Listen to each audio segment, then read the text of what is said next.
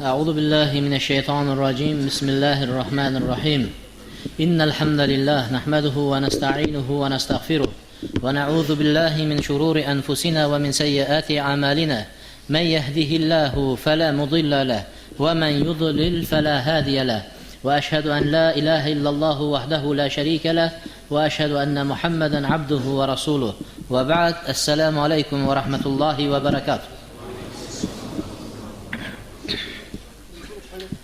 Allah subhanahu va taoloning go'zal ismlari, oliy sifatlari bilan bugungi shanba kungi darsiga jamlanib o'tirgan ekanmiz.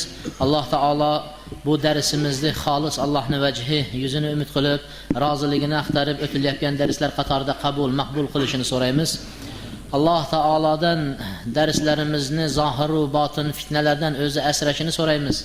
Alloh taolodan darsimizni davomiy qilishini so'raymiz. Alloh subhanahu va taolodan Payg'ambarimiz, Habibimiz, ko'zimizning quvonchi bo'lgan qurrati ayunina Rasulimiz Muhammad Mustafa sallallohu alayhi va sallamni darslarini o'rganyapmiz, hayotlarini o'rganyapmiz, u kishining go'zal xulqlarini o'rganyapmiz. Bizni qiyomat kunida bu dunyoda ko'rishlik nasib qilmadi. Qiyomat kunida Payg'ambar alayhisalom bilan havzda jamlashini Alloh taolodan so'raymiz. Xo'p, biz tarix Payg'ambar alayhisolatu vassalomning hayotlarida uchragan tarixlar, siyratlarning Badr g'azotining nihoyasida edik va asrlarni taqsimlanishligi va ularning fido, ya'ni to'lov berishlik yoki bo'lmasa to'lov berishlikka qodir bo'lmagan kishilar 10 ta ansorlardan, muhojirlarning, musulmonlarning bolalarini o'qitib, ta'lim berib, savodini chiqarishlik evaziga ozod qilinayotganligiga yetib kelganmiz. Bugun Payg'ambar sallallohu alayhi va sallamning kuyovlari Abul As ibn Rabi' mana bu kishi ham Badr g'azotiga zo'rlangan holatda chiqgan edi. Jangda kofirlar bilan birgalikda jangda qatnashganlardan edi. Bu Payg'ambar alayhisolamning Zaynab qizlarining kuyovlari edi. Buni jangning asnosida Harros ibn Sammah degan kishi asirga oldi. Asirga olgan kishilar, jangda asirga olgan kishilar nima qilardi? Shu to'lovni olib, keyin qo'yayotgan edi. Haligi Payg'ambar alayhisalomning kelishgan nimasi bo'yicha, ittifoqi bo'yicha shunday bo'layotgan edi. Bu Abul Asni Payg'ambar alayhisolatu vassalomga qanaqa tegish joyi bor desak, va kanat ummuhu Hala binti Xuvaylid. Abul Asning onalari Hala binti Xuvayd ekan. Hala binti Xuvaylid. Kim bo'lyapti shunda? Xadija binti Xuvaylid. Xadija onamizni opa-singil bo'lyapti-ya. Xadija onamiz Abul Asga kim bo'lar ekan? Xola bo'ladi. Xadija onamiz xola bo'lar ekan. Demak, xolasini qizini olgan ekanda. Zaynabni olgan bo'lsa, xolasini qizini olgan ekan. Abul As demak shunaqa qarindoshlik yeri bor Payg'ambar alayhisalom. Lekin jangda qatnashganligi sababli qo'lga tushib qoldi. Bu Abul Asni Payg'ambar sallallohu alayhi vasallam Makkadalik vaqtida islomni birinchi targ'ib qilgan vaqtida mushriklar Abul Asni oldiga kelishdi. Kofirlar, Makkani kofirlar. Ey Abul As dedi. Abu Jahl ham dedi, mana payg'ambarning nimasini qo'ydiryapmiz, o'g'illariga qizlarini qo'ydirtirib yuboryapmiz. Sen ham dedi, qizini qo'yib yubor dedi. Hammasi dedi, uylanganlar qizlarini qo'yib yuborsinda, mana shu taraflama bo'lsa ham unga bir dedi, ruhiy ta'sir ko'rsatib qo'yaylik dedi, qizini qo'yib yubor dedi-da. Deganida hammasi boshqalari Payg'ambar alayhisalom qizlarini qo'yib yuborgan bo'lsa ham, Abul As aytdiki, yo'q, meni unga aloqam yo'q. Men ayolimni qo'ymayman, taloq qo'ymayman dedi. Mana shuning uchun Payg'ambar sallallohu alayhi vasallam uni vafodorligi uchun yaxshi ko'rardi. Ko'rdingizmi? Agar u mushrik bo'lsa ham, lekin shuning vafodorligi uchun Payg'ambar sallallohu alayhi vasallam yaxshi ko'rardi. Endi odamlar qatori hamma asirlarini chiqarib olishlik uchun mablag' yuboryapti, boshqa qilyapti. Shunda Zaynab radhiyallohu anha onalari Xadija onamiz Abul Asga turmushga berayotgan vaqtida biz aytchasiga nima deymiz? Sep qilib berdi deymiz. U seplarga ham kelamiz, hozirgi seplar emas u. Shunda Payg'ambar Xadija onalarimiz o'zlarining taqinchoqlarini taqgan ekan. Zaynab onalarimizga turmushga berayotganda o'zlarining taqib yuradigan taqinchoqlarini Zaynab onamizga taqgan ekan. O'sha taqinchoqni nima qildi? Yubordi. Mana Abul Asning fidyasi chiqarishlik uchun shu taqinchoqni yuboryapman. Boshqa beradigan narsam yo'q dedi. Taqinchoq kelgandan keyin payg'ambar alayhisolamning qo'liga tushdi. Payg'ambar sallallohu alayhi vasallam qarasa, Xadija onamizga taqib yuradigan taqinchoq. Qizlarini turmushga berayotganda bo'ynlariga osgan. Payg'ambar alayhisolamning qalblari yumshab ketdi. Chunki payg'ambar alayhisolam Xadija onamizni qattiq yaxshi ko'rardi. Hamma taraflama moli-yu, joni-yu, nafsi-yu, hamma narsasi bilan payg'ambar alayhisolam uchun fido bo'lgan ayollar, onalarimiz edi, Xadija onamiz. Boy edi. Payg'ambar alayhisolam Xadija onamizning tijoratlari bilan Sham shahriga chiqqanlarini ham aytdik.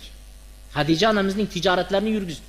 Lekin shunday bo'lsa ham payg'ambar alayhisolamning omonatdorligini bilib, o'zi sovchi bo'lib kelib, nima qilgan edi? Turmushga chiqqan edi. Lekin shunday bo'lsa ham, boy bo'lsa ham payg'ambar alayhisolatu vassalomga hech vaqt minnat qilmagan ekan boyligini. Hech vaqt minnat qilmagan ekan payg'ambar alayhisolamga boyligini.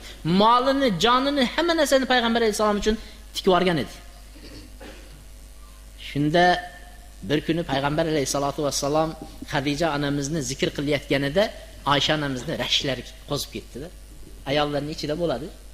Shunda aytdiki, "Ya Rasululloh, zamonlar o'tib, kampir bo'lib tishlari tushib qolgan ayoldan ko'ra sizga yaxshirog'ini Alloh evaz qilib berdi-yu" dedi. Ya'ni o'zini aytayapti. Oysha onamiz o'zini aytayapti. Oysha onamiz yaxshi edi. Shuni aytayapti, zamonlar qaritib tishi tushib kampir bo'lib qolgan ayolni o'tib ketdi u zamonda. Shuni qaytalayverasizmi deganda payg'ambar alayhisolam shunday g'azablari qo'zida aytdiki, "Ey Oysha" dedi, "Shu bir aytdingiz-a" dedi. Qaytalamang dedi. Bu so'zni qaytalamang. Odamlar meni yolg'onchi deganda rost haq payg'ambarsiz dedi. Odamlar meni azor yetkizganda yonimda turdi. Vasani bi malihi va nafsi, maliha va nafsiha, moli bilan, joni bilan menga fido bo'ldi. Va bütün farzandlarni Alloh menga Xadijadan rizqlantirdi dedi. Ko'rdingizmi? Shunaqa nima bo'ldi? Xo'p, demak shuni ko'rganda, hali taqinchoqni kelganini ko'rganida keyin nima qildi payg'ambar sallallohu alayhi vasallam? Ko'ngillari yumshab ketdi-da, aytdiki, "Nima deysizlar? Shu taqinchoqni" dedi, "qaytarib bersak-u, Abul Asni shunda hech narsa olmay qo'yib yuborsak, nima deysizlar?" degan sahobalar, "Boshimizni ustiga ya Rasululloh" dedi. "Sizni amringiz, biz sizni kuyovingiz, olmaymiz bo'ldi" dedi sahobalar. Keyin Abul Asga payg'ambar alayhisalom shart qo'ydi, "Borishliging bilan Zaynab qizimni yuborib yuborasan bizga Madinaga" dedi. Makkada edi. Hijrat qilmay. Tezda dedi Zaynabni qo'yasan-da dedi, bizga yuborasan dedi. Borishing bilan Makkaga dedi. Abul As vafodor edi. Shartga ko'ndi-da, Makkaga borishi bilan Zaynabni o'zining ukalari Amr ibn Rabi, Abul As ibn Rabi bo'lsa, bu Amr ibn Rabi ukalari. Ukalariga aytdi, "Tezda dedi, mana Zaynabni olasan-da tuyada bilan dedi, olib chiqasan-da falon joyda Rasulullohning dedi, odamlari kutib oladi, olib ketishadi, olib chiqasan" dedi. Ko'ppa kunduz kuni Makkada ko'ppa kunduz kuni tuyaga o'tqizib, kamonini olib, o'qlarini solib, Amr ibn Rabi Zaynab radhiyallohu anhani nimada tuyada olib chiqib ketyapti. Olib chiqib ketayotgan xabar Makkaga tarqab ketdi. Nima sharmandalik.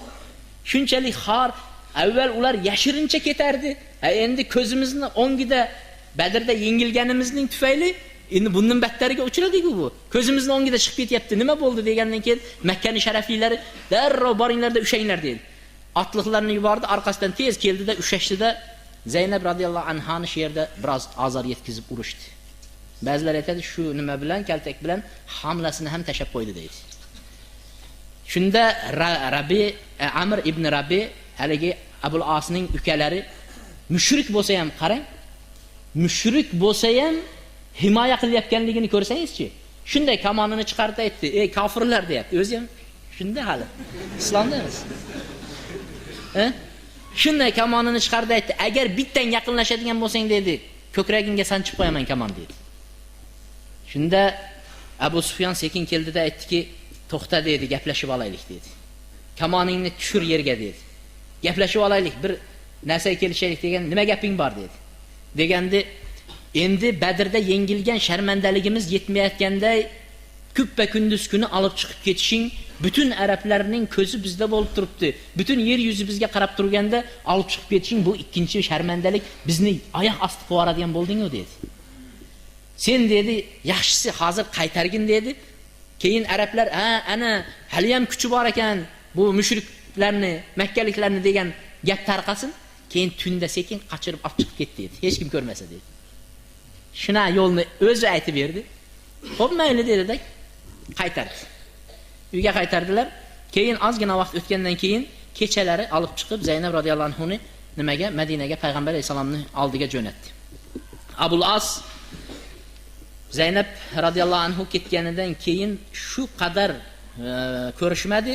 Top Makka fath bo'lishdan sal avval nima qildi? Abul As islomga kelib, keyin kelgunicha shu vaqtgacha ko'rishmagan. Kunlardan bir kun ancha vaqt o'tganda Abul As o'sha kiyovlari, Zaynab radhiyallohu anhuning kiyovlari Sham shahriga tijorat bilan yana ketdi. Sham shahriga ketayotganda karvonda 100 tuyani boshlab ketyapti. 170 ta karvonni himoya qiladigan kishilar. 170 ta kishi himoyasida ketyapti. Shunda borib yo'lda ketayotgan edi. Musulmonlar, ansorlar, muhojirlardan bo'lgan odamlar uni yo'lini to'sishdi. Haligilarni asirga oldi. Abul As bo'lsa qochib qutuldi. Qochib ketdi. Qochib ketdi-da, keyin tundasi kech bo'lganda sekin Madinaga kirdi-da, kech bo'lganda Madinaga kirdi-da, Zaynab radhiyallohu anhuning eshiklarini qaqdi. Zaynab radhiyallohu anhu eshiklarini ochgan edi, "Meni himoyangizga oling" dedi. "Men qochib keldim" dedi. Karvonim, mollarimni hammasini olib qo'yishdi musulmonlar. "Siz meni himoyamga oling" dedi. Hech kim bilmaydi. Payg'ambar sallallohu alayhi vasallam ertalab chiqdi-da, bomdod namoziga sahobalarni saf qildi-da, bomdod namozini boshladi. Allohu akbar deb boshlagan edi. Zaynab radhiyallohu anhu masjidning bir chetidan turdi-da, "Ey musulmonlar, men Zaynab Muhammad alayhisalomning qizi Abul Asni himoyamga oldim. Hech kim unga tegmasin, himoyamga oldim" dedi. Baqirdi. Payg'ambar sallallohu alayhi vasallam salom berib bo'lgandan keyin aytdiki, "Men eshitgan narsani sizlar ham eshitdinglarmi?" dedi. Deganida, "Ha ya Rasululloh, biz ham eshitdik" deydi sahobalar. Deganida, "Vallohi men mana shu sizlar eshitgan vaqtgacha men avval xabarim bo'lmagan edi bundan" dedi. "Meni xabarim bo'lmagan edi" dedi. "Lekin bizda" dedi musulmonlar, "eng past kishi ham himoyasiga olinadigan bo'lsa, uning himoyasi mo'tabardir" dedi. Yani eng past kishi ham himoya qilsa musulmonlarda boshqa odam unga tegishga haqqi yo'q. Mo'tabardir dedi.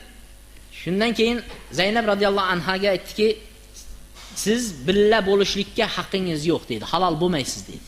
Chunki kofir bilan mo'mina ayol jamlanmaydi deb biz fiqh kitobida nikohda o'tganmiz. Kofirga qizingizni berishga haqqingiz yo'q. Ammo kofirlardan ahli kitob bo'lsa olishga bo'ladi, lekin majus va boshqa nimalardan ahli kitobdan boshqasida bo'lmaydi. Xo'p, payg'ambar alayhisalom Zaynab radhiyallohu anha aytdiki, "Siz unga halol bo'lmaysiz" dedi. Lekin dedi, uning makonini hurmat qiling dedi. Ya'ni nimasiga mehmon bo'lganidan keyin uni joyiga qo'ying hurmatini dedi. Hurmatini joyiga qo'ydi. Keyin musulmonlarga aytdiki, "Abul Asni bilasizlar, meni kuyovim. Uni makonatini bilasizlar. Menga qarindoshlik joyini ham bilasizlar. Nima deysizlar agar shuni karvondagi kechagi ushlangan karvonni qaytarib berish masalasida" deganda sahobalar aytdiki, "Ya Rasululloh, agar xohlasangiz qaytarib yuboramiz" dedi. "Hammasini qaytarib beramiz" dedi. Shunda sahobalar Abul Asga karvonning hamma narsalarini qaytarar ekan, Abul Asga qarab aytdiki, "Ey Abul As" dedi. "Sen Qurayshning eng sharaflisisan, payg'ambarimizning qarindoshisan, kiyovlarisan" dedi. "Islomga kirmaysanmi" dedi. Sahobalar butun molni olib keldi. 100 tuya to'la nima narsalar shuni olib kelib turib aytdiki, "Sen shunaqasan, islomga kirmaysanmi" dedi. "Agar islomga kiradigan bo'lsang" dedi, "bu karvonlar mana shu narsalar kofirlarnikini biz olgan edik, halol bo'lib turibdi musulmonlarga. Endi bu senga halol bo'lib qoladi-da, hammasi seniki bo'lib boy badavlat yashaysan" dedi. "Hammasi seniki bo'ladi-da, boy badavlat yashaysan" dedi. Shunda Abu As aytdiki, "Bi'sa ma da'awtumuni an abda'a diniyal jadid bi ghadra" dedi. Men yangi dinga da'vat qilyapsizlar u dedi, lekin sizlarni da'vat qilayotgan narsanglar qanday ham yomon dedi. Bu yangi dinni dedi, xiyonat bilan boshlaymanmi dedi. Jahiliyat davrida xiyonat qilmagan inson jahil bo'lib turib, endi dinga kelib turib, dinni xiyonat bilan boshlaymanmi dedi. Yo'q, islomni qabullamayman dedi. Islomni qabullamayman dedi-da, shunday narsalarni oldida Makkaga keldi. Makkaga keldida odamlardan nima narsa olgan bo'lsa, narsalarni tarqatib berdi. O'sha karvondagi narsalar odamlarning narsalari. Sotib keling deb berilgan narsalar. Shularni taqsimlab berdida aytdiki, "Ey ahli Makka" dedi. "Bironta bir kishini haqqidan menda qolgan bormi?" degan edi. Hammasi aytdiki, "Ey Abul As, sen omonatdor, vafisan" dedi. Vafodorsan dedi-da. Omonatdor, vafodorsan, qatirding, hammasini yetkizding bizga dedi. Hammasini berding. Boyagi nima qilingan, bosib olingan molni ham olib kelib, yana egasiga topshirishlik, bu juda ham katta mahorat, jasorat edi-da. Shunday yaxshi ish qilding degan edi. Hech kimni iddao qiladigan narsasi qolmadimi deganda, yo'q degan. Unday bo'lsa men islomni qabul qildim. Ashhadu an la ilaha illalloh va anna Muhammad rasululloh. Subhanalloh, qarang. Men dedi, islomni qabul qilishdan Madinada turganimda biron narsa to'smadi meni islom qabul qilishdan. Faqatgina sizlar xiyonat qilib bizni molimizga shuni islomni qabul qildi demasin deb qabul qilmagan edim Madinada dedi. Mana endi sizlarning haqqinglarni ado etib qo'ydim, endi islomni qabul qildim dedi. Qarang. Sahobalarning tarixidan o'rganiladigan narsani qarasangiz, omonat, haq, mo'minning haqqi, musulmonning haqqi ado etilish kerak bo'lgani qanday narsalar o'rganilyapti. Hozir bizda musulmonga ishonishga qo'rqadi. Ba'zi odamlar qaraydi. Agar birovning molini olishlikdan, ishonishdan chiqib qolsa, boshiga do'ppi kiyib keladi.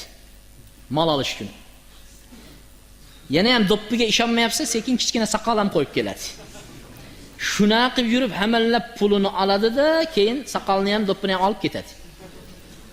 Ha. Ko'ryapsizmi qanday musulmon nimaga kelgan musulmonlar? Shuning uchun biz xulqimizni go'zallashtirsak, axloqlarimizni go'zallashtirsak, shariatda ko'rsatgandek qiladigan bo'lsak, bizni dinimizdaqa chiroyli din bo'lmaydi. Ispaniyaning butun hammasi nima bilan qilish bilan islomni qabul qilmadilar.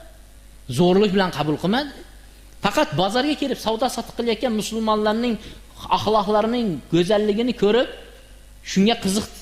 Mana bu narsani olgan edim, men yerda aybi bor ekan, ko'rib oling, yaxshi oling deb turganini ko'rgandan keyin, "Mashalloh" dedi. Nima degan narsa? Nimaga unaqa qilyapsiz? Dinimiz shuni buyuradi, dinimiz. Qaysi din? Islom dini. Men islomni qabul qildim deb turib islom qabul qilishgan. Ko'rdingizmi? Xo'p, Amr ibn Wahab va Safvan ibn Umayya. Bularni ham Amr ibn Wahab bu Makkada shayton deb, bu nimaning Makkani Qurayshni shaytoni deb laqab olgan ekan. Amr ibn Wahab Makkada Qurayshning shaytoni deb nom olgan. Shunaqa makkor, shunaqa odam bo'lgan ekan. Bu kishi Payg'ambar alayhisalomga juda ham ko'p azorlar yetkazgan. Bir kuni o'sha Amr ibn Wahab, Umayr ibn Wahab kelsa Makkadagi Hijrni bilasizlar, a? Makkadagi o'sha chekkasidan bitmay qolgan bino, shu Hijrning ichida Safvan ibn Umayya o'tirgan ekan. Shu bilan Safvanning yoniga keldida aytdiki, dedi. Badr kunini esla dedi. Badrda dedi, eng kattalarimiz, Qurayshlikning eng zodagonlari, xalqni boshqarib yurgan insonlar qatl qilindi dedi.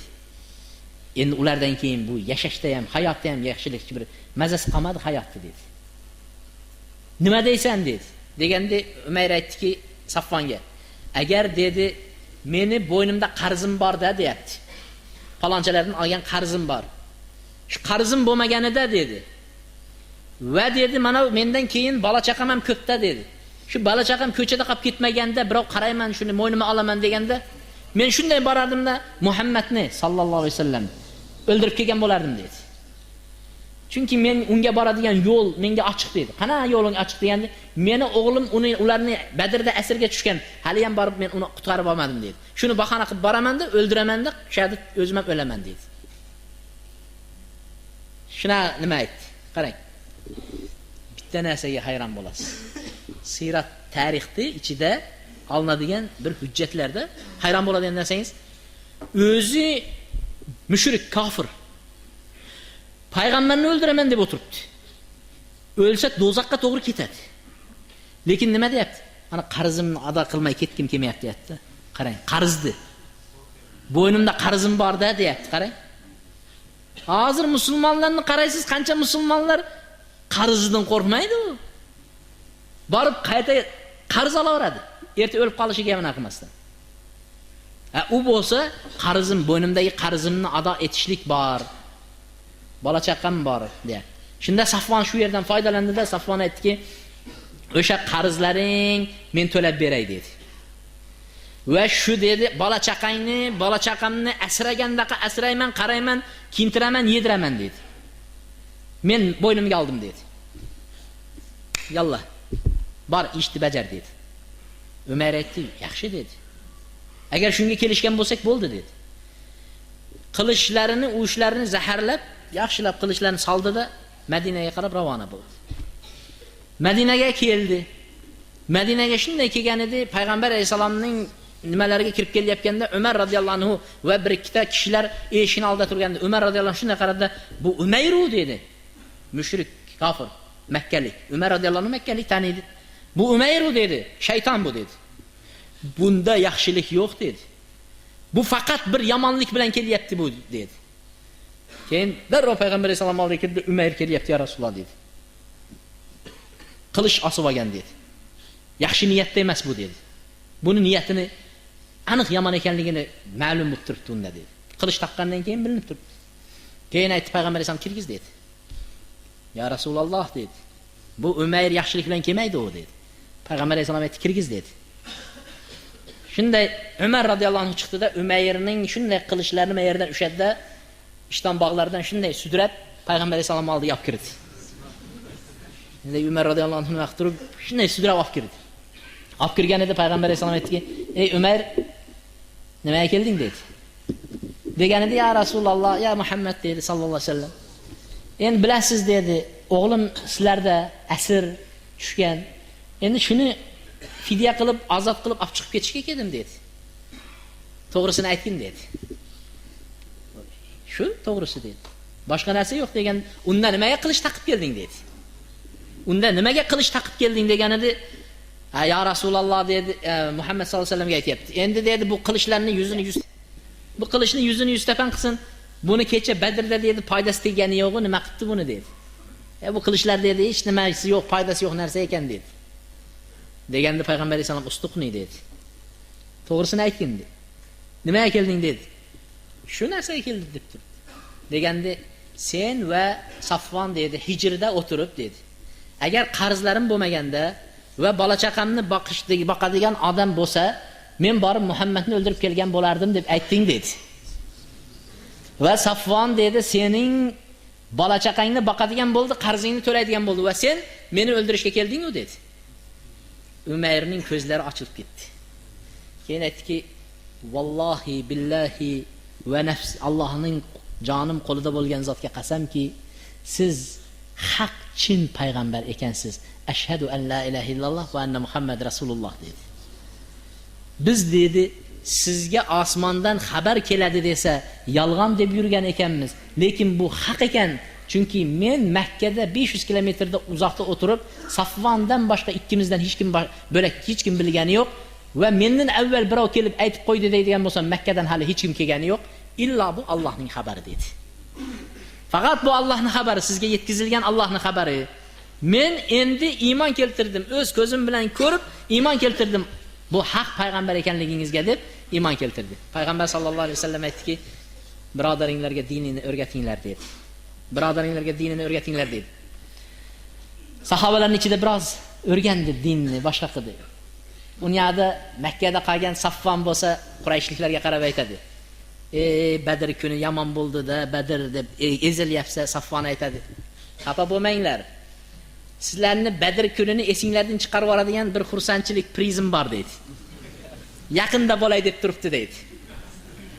Haliga endi borib o'ldiradi, xabar keladi, keyin aytaman deyapti-da endi bu.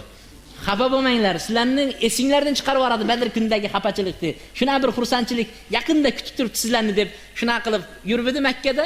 Karavondagi kelganlardan bittasi aytdi, kelgandan keyin Umayrni ko'rmadinglarmi? Nima qilyapti Umayr haligacha dedi. Degan Umayr islomga kirib ketgan deyapti.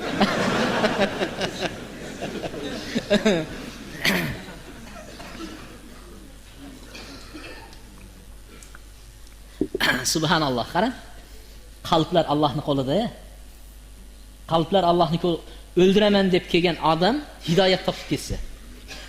O'ldiraman hozir deb kelgan odam Alloh taolo qalbni burib qo'ysa. Keyin Saffon aytdiki, unday bo'lsa Allohga qasamki, uni yuziga qarash men uchun harom dedi. Umayrning yuziga qarash men uchun harom dedi. Umayr Makkaga qaytib keldi-da, islomini e'lon qildi. Umayr Makkaga qaytib kelib, islomini e'lon qildi. Hop. Banu Qaynuqa. Mana shu biz yuqorida o'tganmiz Madinada yashaydigan yahudlarning qabilalari Banu Qaynuqa, Bani Nazir, Bani Qurayza. 3 ta toifa yahudlar yashardi Madinada. Qabila. Eng kuchligi Bani Qaynuqa. Payg'ambar alayhisalom bular bilan bitim kelishimga o'tirgan, kelishim qilgan edi. Biz u kelishimni ham shartlarini o'qigan edik. Agar biror kishi kelsa, sizlarga urush qilib, biz ham himoya qilamiz. Bizlarga urush qilib kelsa, sizlar ham himoyamizga chiqasizlar va o'rtamizda ittifoq bor. Bir-birimizga xiyonat qilmaymiz, bir-birimizga dushmanlik qilmaymiz degan bitimga keltirib qo'ygan edi Payg'ambar alayhisalom, toki yahudlar tarafidan musulmonlarga bir zarar, ziyon yetib qolmasin deb shu narsaga keltirib qo'ygan edi. Bu Payg'ambar sallallohu alayhi va sallam Badrdan qaytganidan keyin zafar qozonib, Badr g'azotida yengib mushriklarni shunday qaytib kelgandan keyin Banu Qaynuqani yahudlari chidab tura olmadi. Qanday deydi?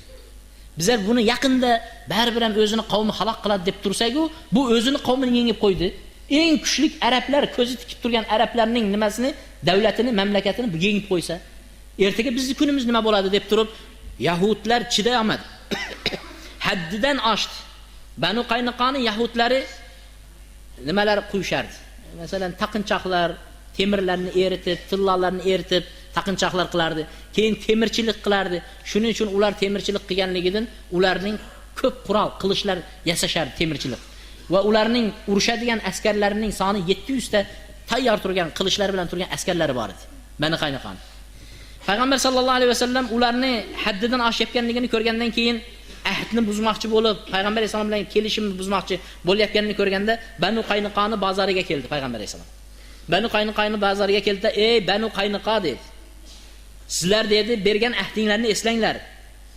Sizlar dedi, ularga va'z qildi, nasihat qildi. To'g'rilikka qaytinglar dedi. Haddinglardan oshmanglar, tug'yonga ketmanglar, yomonlikni qilmanglar" degan ma'nolarda shunday va'zlar aytdi. Ibn Abbos aytadi, Abu Davud rivoyatida Kana min hadisi Bani Qaynuqa, Payg'ambar alayhisalom ularni jamlagandan keyin va'z nasihat qilganda yahudlardan biri o'rnidan turdi-da, bir yahudi shunday bozorning o'rtasida, Banu Qaynuqa bozorining o'rtasida shunday turdi, "Ey Muhammad sallallohu alayhi vasallam" dedi. "Sen dedi, o'zingni qavmingni zafar qozonganliging bilan dedi, aldanib qolmagin" dedi. "Innaka tara anna qawmaka la yaghurruk." Seni qavming seni g'ururlantirmasin. Mana yengib keldim Qurayshliklarni Badrda deb g'ururlanib ketmagin dedi. Chunki sen dedi, urushni bilmaydigan odamlar bilan borib urushdingda yengib kelding dedi. Agar sen bizdaqalar bilan urushganingda kuningga nima kechganini keyin ko'rgan bo'larding dedi. Mana biz urush egalarimiz dedi. Banu Qaynuqa shuni aytdi. Demak, ahdni buzdi ular. Payg'ambar sallallohu alayhi vasallam ularga indamadi. Rushdinglarga qaytinglar, to'g'rilikka qaytinglar dedi. O'rtamizda bitim bor dedi. Qaytdi. Bir kuni Banu Qaynuqaga musulmonlarning ayolidan biri bozorga kirdi. Bozorga kirgan edi. Bozorda shunday bir Yahudi chiqdi-da aytdiki, musulmonlarning ayoli yuzlari ham yopilgan edi. Tushunyapsizmi? Payg'ambar alayhisalomning vaqtida yuzi ham yopilgan ekan-da. Shunda nima dedi? Yuzingni och dedi. Yuzingni och dedi. Yahudi chiqdi-da, yuzingni och dedi bozorda. Haligi ayol yo'q, yuzimni ochmayman dedi. Ha, mayli dedi. Sekin kelib quyma, yasama, quyilib yasalgan taqinchoqlarni o'tirib bunday qarayotgan edi. Haligi Yahudi orqasidan keldi-da, ayolning etagini oldi-da, bosh tarafiga bunday qilib ilmoq bilan ilib qo'ydi. Hali ayol payqamadi, sezmadi. Taqinchoqlarni olib bo'lgandan keyin o'rnidan turgandi, etak boshiga bog'lab qo'yilgandan keyin etagini ko'tarib yubordi. Etagi ko'tarildi. Yahudiylar qahqaha atib kuldi. Musulmon ayolini shunday qilib, ustidan Yahudiylar kuldi. Kulganida ya lal muslimin dedi. Hali ayol aytdi, ey musulmonlar dedi. Ey musulmonlar deganida shu yerda turgan, bozorda turgan bir musulmon qaradi-da, shunday qilishini chiqarib Yahudiyni boshiga tashladi. Maşallah, nima degan shijoati? Ey musulmonlar deganni o'zi yetarli. Bir og'iz gap, bir ayol xo'rlanayotganligini aytdi. Musulmonni aziz ekanligini bildirdi. Ne qarab, menga kim bo'ladi demadi. Islomdagi musulmon ekanligi uchun din uning qardoshi, qavmi uning qoni joni bo'lib turib din bilan bog'lanib turganligi uchun haligi musulmon o'rnidan sahrab turdi-da, Yahudiyning kallasini otishdi. Yahudiylar bo'lsa, "Ey Yahud" dedi-da, yopirilishib musulmonni urib o'ldirib qo'yishdi. Ko'rdingizmi? Qanaqa musulmonlarda g'ayrat, rashik, izzatun nafs musulmonga bo'lgan mana shunday narsalar bo'lgan. Hozir musulmonning o'zining ayoliga, o'zining onasiga, o'zining singlilariga ya o'zining xotiniga shunchalik rashiklik emas-da. Ochiq ketyaptimi? Ko'chaning, mahallaning hammasi tomosha qilyaptimi? Bozor tomosha qilyaptimi? Unga farqi yo'q. Payg'ambar sallallohu alayhi vasallam bundaylarni dayus deydi. Dayus bu shunday ahlidagi buzuqlikni, sharmandalikka iqror bo'lib turgan kishi dayus deydi. Ahlida sharmandalikka iqror bo'lib turgan kishi dayus deyiladi ekan. Qiyomat kunida dedi Payg'ambar alayhisalom, Alloh taolo 3 ta kishiga qaramaydi dedi. Gaplashish bu yoqda tursin. Bunda qarab ham qo'ymas ekan Alloh taolo. Bularning birinchisi ota-onaga oq bo'lgan kishi dedi. Ikkinchisi u mutarajjila, al-mutarajjila, o'zini erkak simon, erkak sifat ayol. Erkak kiyimini kiyadigan ayol. O'zini erkakka o'xshatadigan ayol. Alloh taolo qarab ham qo'ymas ekan. O'zini erkakka o'xshatgan ayollar va ayollardan o'zini erkakka o'xshatgan, erkaklardan o'zini ayolga o'xshatganlarni la'natladi. Payg'ambar alayhisalom la'natladi. Uchinchisi bo'lsa dayyus dedi. Uchinchisi dayyusga Alloh taoloday qarab ham qo'ymas ekan. Boshqa hadisda xuddi shu ma'noda keladi. Abdullah ibn Umardan 3 ta kishiga Alloh taolo jannatni harom qildi deydi. 3 ta kishiga Alloh taolo jannatni harom qildi. Birinchisi mudminul xamr, aroqqa mukkasidan ketgan deydi. Aroqga mukkasidan ketgan deganda ba'zilar aytadi, men mukkamdan ketmaganman aroqga. Men har zamonda bayag'i ozgina bir 50 gram urib turaman deydi. Mukkasidan ketgan degani haligi sho'ng'ib, o'zini tanimaydigan darajada emas ekan. Mukkasidan ketgan degani asha har zamonda tashlamasdan yil davomi ichib yuradigan, ozgina ichib yuradigan odam mudminul xamr bo'lar ekan. Birovlar aytadi, buni men dorilikqa ichyapman deydi. Doktor aytgan, har kuni ichib turing sizga deb aytgan. Yo'q, o'sha ham mudminul xamr bo'lar ekan. Alloh jannatni harom qildi unga. Alloh taolo unga jannatni harom qildi va ikkinchisi dedi, otasiga, onasiga oq bo'lgan, uchinchisi dedi, dayyus dedi. Ahlida shunday yalang'och ketib borayotganini ko'radi ahlini. Ko'kraklari ochilib chiqib ketayotganini ko'radi. Va sonlarining ochilib chiqib ketayotganini ko'radi. Lekin indamasdan tirjayib o'tirgan erkak, mana shu Alloh unga jannatni harom qildi deyapti. Ali radhiyallohu anhu ning gapini juda ko'p qaytarganmiz. Nima bo'ldi sizlar erkaklaringlar degan. G'iyrat qilib rashk qilish yo'q-ku sizlarda degan. Qizg'anish, rashk degan bilasizlar? Qizg'anish, bunday qizg'anish yo'q-ku. Qarang, har bir hayvonni qarang, ko'chada hayvonni. Mollarni qarang, otni qarang. Agar bitta otni qo'yadigan bo'lsangiz, yoniga ikkinchi erkak olib keladigan bo'lsa, g'ajishib tashlaydi. Haligini yaqinlashtirmasdan. Bu yerda aytayaptiki, nimaga sizlarda qizg'anish yo'q deydi. Ayolinglarni deydi, bozorlarga chiqib deydi, kofirlar bilan mana shunaqa aralash, quralash, ana tor joylarda siqilib yurganliklarini xabari menga kelyapti. Uyalmaysizlarmi? Rashk qilmaysizlarmi degan ekan. Ali radhiyallohu anhu aytgan ekan. Hind binti Utba, Hind islomni qabul qilib payg'ambar alayhisolamning oldiga kelganda bay'at qilgan. Bay'atning ichida Allohga shirk keltirmaymiz, bunday qilmaymiz, unday qilmaymiz. Bay'atning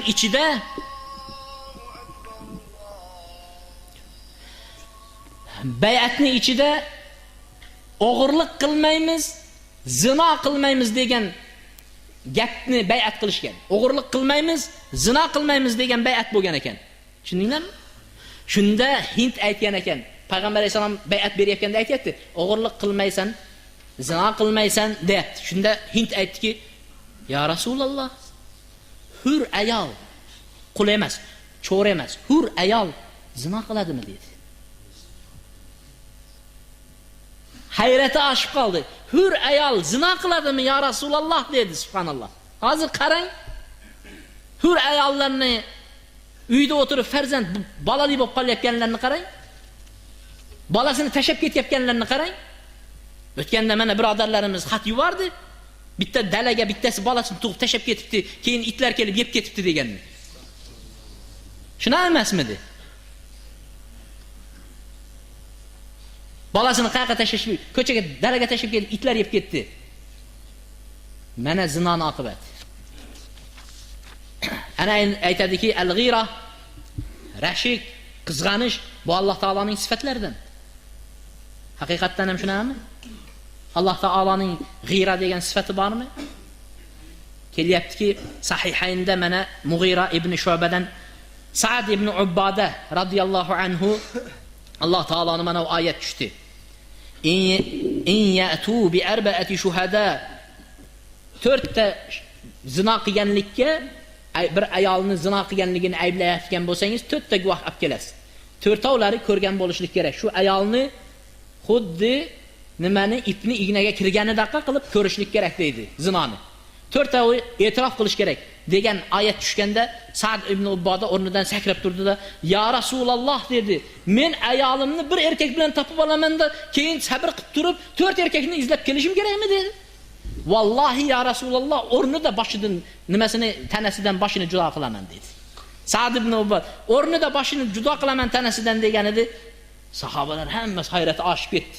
Oshib ketib turganda payg'ambar alayhisolom aytdi, Sa'dning rashkidan, Sa'dning rujula erkakligidan, Sa'dning qizg'anchiqligidan hayratinglar oshyaptimi? Vallohi men Sa'ddan ham rashkliroqman.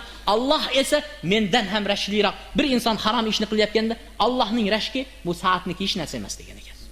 Alloh taoloniki undan ham battar bo'lib turar ekan.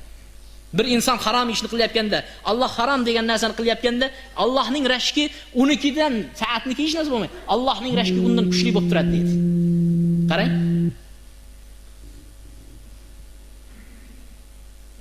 Sahobalar nima deyapti? Bizda yigitlarimizdan kelyapgan, menga kelgan, mendan so'rayotgan fatvosini aytib, nimasini aytib beray, voqeasi. Domla deydi. Rossiyaga 1 yilga ishlashga ketgan edim. Ayolimga ham aytdim, 1 yilga ketyapman deb, uydagilarga aytdim. Bordim. 3 oy ishladim, 4-oy ish bo'lmadi-da qaytib keldim. Shunday kelib tundasi uyga kirsam, ayolim bir erkak bilan yotibdi deydi. U meni 1 yildan keyin keladi deb o'ylagan deydi. Bir erkak bilan yotibdi deydi. Erkak derazadan shunday tushdi, qochib ketdi deydi. Keyin ayolim aytib berdi. U bilan necha marta bo'lganini aytdi. Lekin o'rtamizda sir bo'lib qoldi, damla. Hech kim bilmaydi. Qarindoshlarimiz ham hech kim bilmaydi. Endi bir shu nikohimiz, eski nikohimiz bo'ladimi yo yangratib borib yashayveraymi, nima deysiz deydi. Bizni erkaklarni rashkini qarang. Hech kim bilmaydi, qarindosh ham bilmaydi, ota-onam ham bilmaydi buni. Bizlar o'zimiz shunday yolvorib turib yashab ketsak qana bo'ladi. Subhanalloh, subhanalloh. Qana erkaksan sen? Qana erkaksan? Bu bittasi emas. Bunaqa savol bilan murojaat qilganlar nechta? Bunaqa savol bilan murojaat qilganlar nechta? İza ra'ayta za'fal ghira İbn Qayyimning gapini o'qiymiz. İza ra'ayta za'fal ghira fa'lam annahu usiba bi sababi zunub. Agar rashking o'lgan bo'lsa, bilgin sen gunohing ko'p bo'lganligi uchun rashking o'lgan deyapti. Nimaga qizg'anmaysan, qizing chiqib ketyapsa, yarim yalang'och, nimaga gapirmaysan? Demak, sen gunohing ko'p. O'rganib ketding sen shu narsaga. Gunohing ko'pligidan gapirmaysan. Va min uqubati zunub annaha tudfi'u min al-qalbi nar al-ghira. Gunohning zararlari, uqubati, gunohning oqibati insonning qalbidagi g'iyrat degan, rashk degan narsani o'ldirib tashlaydi deydi. Va qad tad'ufu al-ghira fil qalbi jiddan. İnsonning qalbidagi rashk degan narsa zaiflashib ketaveradi, zaiflashib ketaveradi. Hattoki qabih narsani qabih sanamaydigan bo'ladi. Qabih narsani, yomon, iflos narsani ham qabih sanamaydigan darajaga keladi deydi. Gunoh qilavergandan qabih narsalar hech narsaga o'xshamay qoladi. Qizi sigaret chekyapsa ham, ha, deydi. Oddiy o'g'li o'tirib yonida aroq ichyapsa ham oddiy narsaga o'xshaydi. Hayin to'yda deydi. Ayoli boyagi asratda yursa ham, endi deydi. Qarang. Gunohning sababidan shunday bo'ladi deyapti. Va iza wasala ila hadha al-had faqad dakhala fi bab al-halak. Agar inson shu darajaga yetsa, halokat bobiga uchrabdi deydi. G'iratingiz o'lib, rashkingiz o'lib, shu darajaga kelsangiz, bo'ldi, tugadi degan gap shu bo'ladi. Agar mana shu ummat ham shu darajaga yetsa, bu ummat endi almashish kerak bo'ladi. Alloh taolo bu ummatni almashtiradi. Shuning uchun biz jonimizni qurbon qilib gapirayotganimiz shu darajaga yetmaylik. Mana ummat shu darajaga yetmasin deb baqiryapmiz biz. Agar shu darajaga yetib halokat darajasiga keladi. Yevropa maz bo'ptimi Yevropadagi bo'layotgan voqealar? Gazetasida yozgan narsani, maqolani yaqingi kungacha saqlab qo'ygan edim. Men hurriyati ta'bir, inson hurriyat degan ta'birni ko'tarib chiqdi. Alloh la'natlasin buni. Chunki bu hurriyatning mutlaq hurriyat emas insonda. Insonni chegaralab qo'ygan Alloh subhanahu va taolo. To'liq hurriyat bermadi. To'xta, harom bor, shu yerdan to'xtagin dedi. Hur ekanman deb buni borib o'ldirsam-da, bu ham hurriyat deyishim mumkin. To'xta, yo'q, hurriyating chegaralangan sening hurriyating. Xohlaganingni qilaveradigan hurriyatda emassan sen. Hurriyat ta'biri bilan nima dedi gazetada? Ayol yosh yigit bilan gazetaga chiqqan, surati bilan. Men juda ham ko'p erkaklar bilan birga bo'ldim, lekin mana bu yigit bilan bo'lgan lazzatni boshqa erkaklardan ko'rmadim. Bu bo'lsa o'zimning o'g'lim dedi. Yevropaning hurriyat ta'birida o'g'li bilan bo'lishlik joiz. Erkak bilan erkak uylanishi va unga zakiz qog'oz berilishi joiz. U hurriyat. Agar biz ham shuni qo'yib qo'ysak, mana shunday batqoqlik, zalolatning tagiga yetib boramiz. Va qabih narsani qabih deb ko'rmaydigan bo'lamiz. Lut alayhisolamning qavmi shu qabihni ko'rmadi. Lut alayhisolam kelib, "Ey, erkaklar bilan erkak bo'ladimi? Qizlar turganda" deganda, "Ey Lut, shunchalik pok bo'lib ketdingmi sen? Yo qishlog'imizdan quvib chiqaramiz, yo o'zimiz nimaga qaytasan" deydi. Ko'rdingizmi? Yomon narsani ham ko'ra olmaydigan darajaga kelib qoladi.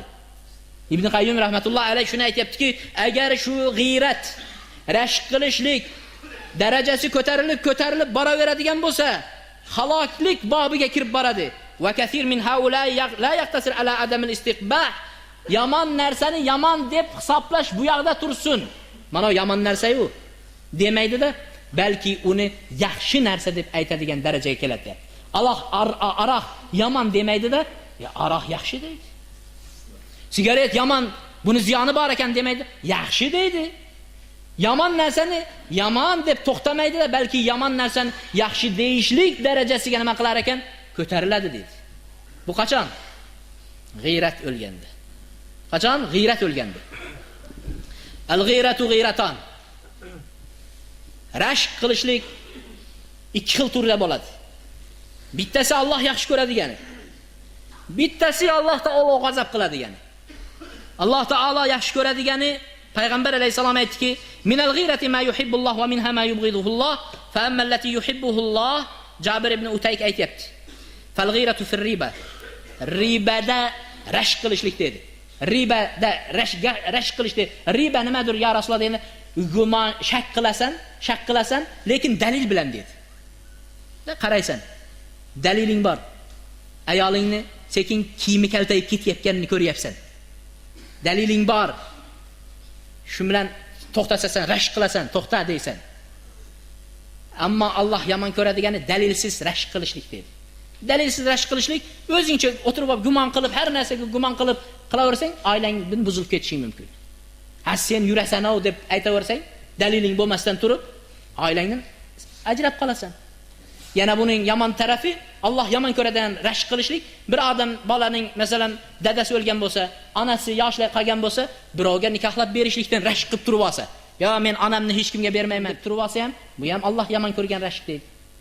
Yo bo'lmasam, bizda hozir juda ham ko'p bo'lib ketgan. Birovlarning bolasi o'lib qoladi-da, kelin qolib ketadi-ya. Kelin qolib ketadi-da, ikkita bola bilan, uchta bola bilan kelin uyda qolib ketadi. Bo'ldi, kelinni hech kimga tegizmasdan ushlab o'tiraveradi. Qaynota qoldi, qayna. Nimaga uni ushlab o'tiraverasiz? Qiz birovniki bo'lsa, xo'p, yaxshi tug'ib berdi, sizni bolangizdan nevara. Nimaga haqqingiz bor uni ushlab o'tiraveradigan? Bo'lib ham agar unga uy solib bergan bo'lsa aytadi, "Agar mana bu uyga boshqa erkak kirsa, uydan ayrilasan" deb qo'rqitadi. Mana bu Alloh yomon ko'rgan rashk ekan. Uni o'rniga keliningiz qolib ketdimi? Shuna bo'lib, yaxshilab eshitib oling. Qolib ketdimi? Shunday borasiz ekanda, kelinim, mana uy, mana joy, mana 3 ta farzand meniki, to'g'ri, bolamdan qoldi. Lekin ixtiyor sizda. Bir yaxshi erkak topingda, musulmon erkak bilan umringizni davom ettiring deyish kerak ekan. Qaynota shunday deyish kerak ekan. Qayna shunday deyish kerak ekan. Mana bu shariat. Tushundinglarmi? Yurwa anna arabiyan ra'a imra'atan tadhak wa tanzur ila ar-rijal fatallaqaha. O arabiylarda, islomni aytmayapman, arabiylarni aytayapman. O arabiylarda bir arabiy ayolini bir erkakka qarab jilmayganligini ko'rdi-da, ayolini bir erkakka qarab bunday jilmayganligini ko'rdi-da, ayolini taloq qo'yib yubordi. Keyin mana bu she'rni aytdi. Wa atruku hubbaha min g'ayri bughdin wa dhaka li kathrati ash-shuraka'i fihi idha waqa'a adh-dhubabu ala ta'amin rafa'tu yadi wa nafsi tashtahihi wa tajtanibu al-usud wurud ma'in idha kunna al-kilabu walagna fihi dedi. Haligi arabiy ayolini taloq qo'yib yubordi, aytdiki, yomon ko'rmasam ham uning muhabbatini tark qildim dedi. Men hech qanday yomon ko'rmasdan turib muhabbatini tark qildim. Chunki unda sheriklar ko'payib qoldi dedi. Uni yaxshi ko'radigan sheriklar ko'payib qoldi. Boshqalarga ham jilmayib qo'ydi dedi-da. Biz ayollarimiz boshqalar bilan o'pishib ko'rishyapti. O'rtoqlarning ayollari o'rtoqlari bilan o'pishib ko'rishaverar ekan. Subhanalloh. Ha desa do'stingiz, o'zingiz do'stingiz deydi. Bir jilmayganga taloq qo'yib yuboribdi. Sherik ko'payib qoldi, yaxshi ko'radigan sheriklar ko'payib qoldi bu ayolni degan ekan. Agar taomga pashsha tushsa, chivin tushsa degan ekan. Taomga chivin tushsa, qo'limni taomdan tortaman, nafsim ishtaha qilib tursa ham degan. Bay arabiy aytayapti-da. Taomga chivin tushsa, qo'limni taomni yemay qo'yaman, nafsim yegim kelib tursa ham yemayman degan ekan. Chunki asadlar, sherlar suv ichishga keladi-da, suv ichishga keladi. Agar shu suvni it yalayotganini ko'rsa, chanqoq bo'lsa ham shu suvni it ichmay ketib qoladi degan ekan. Sherning peri, sherning xislati, tabiati.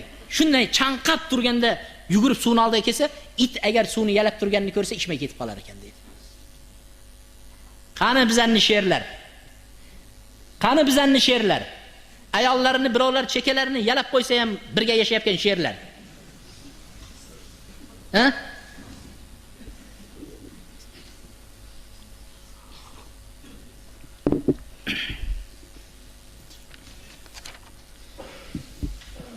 Bir Yevropada bir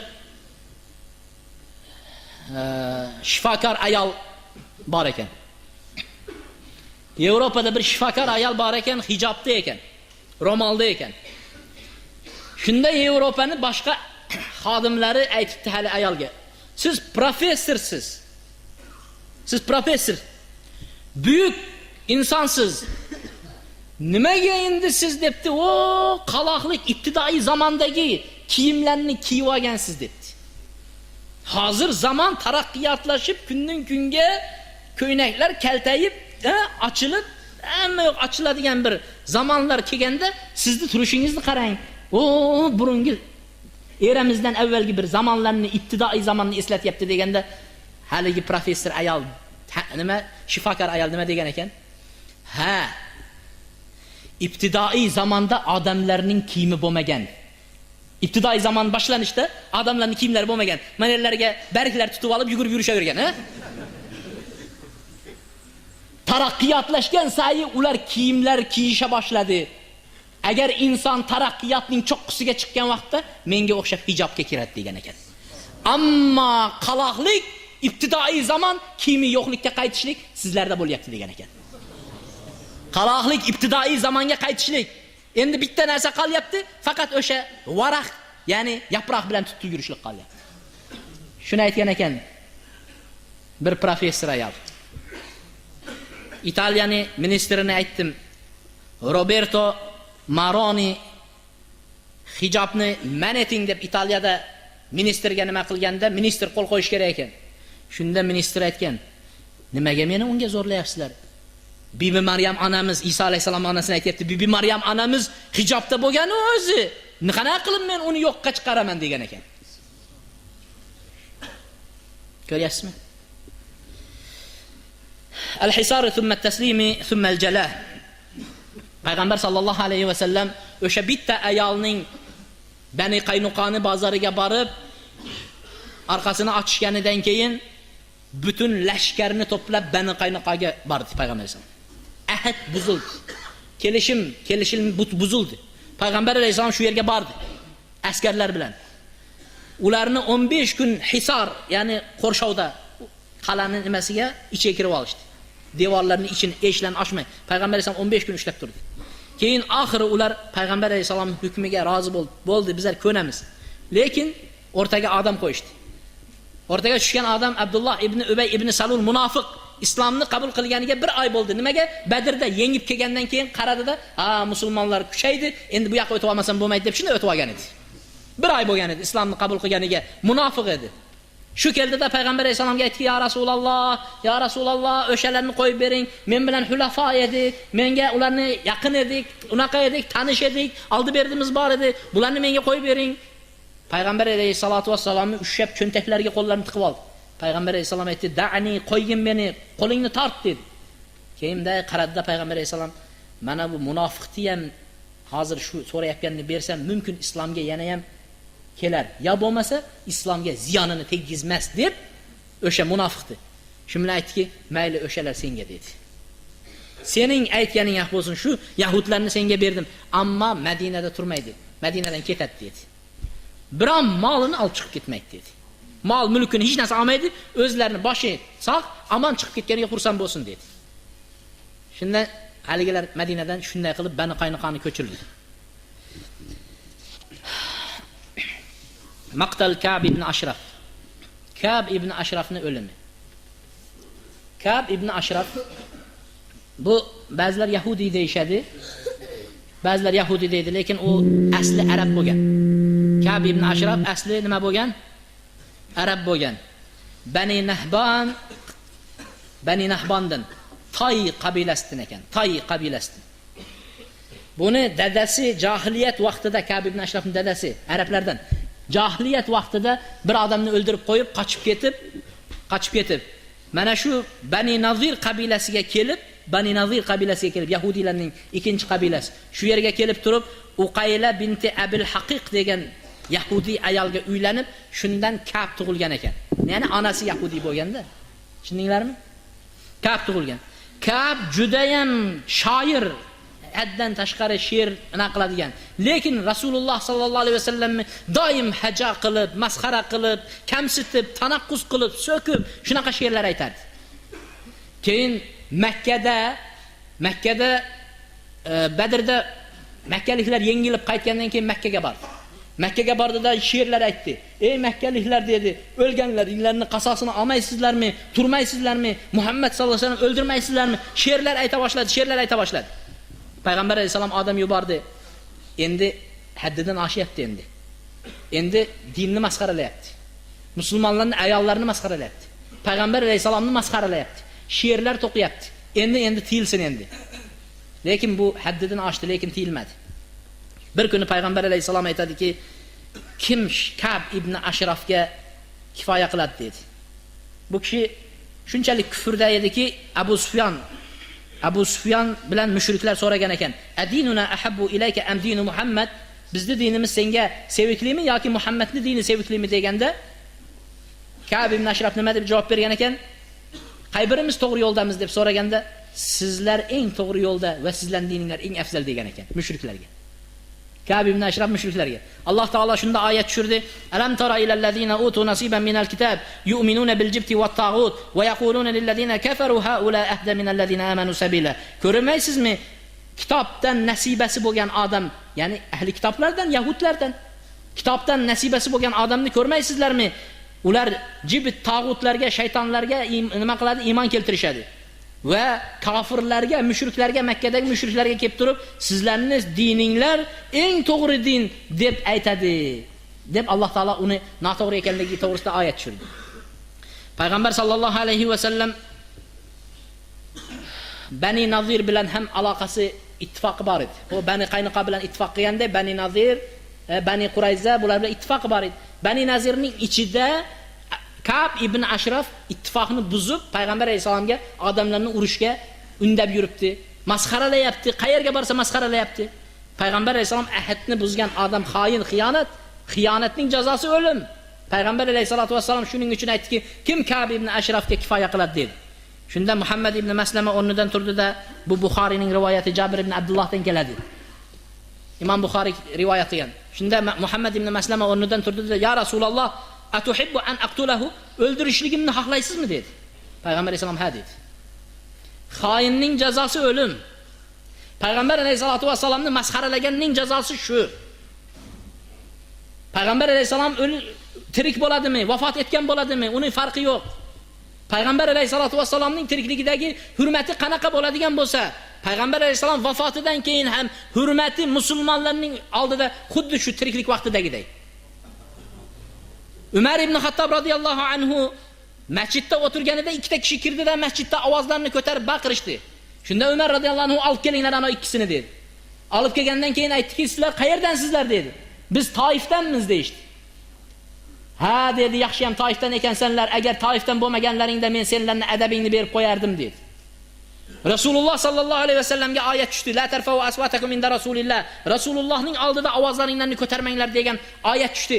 Senlar payg'ambar alayhisalom qabrda mana bu yerda yotibdi. Senlar Rasulullohning oldida ovozlaringni ko'taryapsanlar dedi.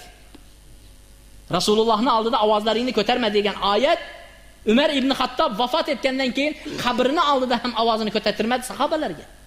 Ovozingni ko'tarma, baqirma dedi. Hurmati shunaqa edi, payg'ambar sallallohu alayhi vasallamning hurmati va shunaqa bo'lishlikda davom etadi. Alloh taolo bunga kafolat bergan.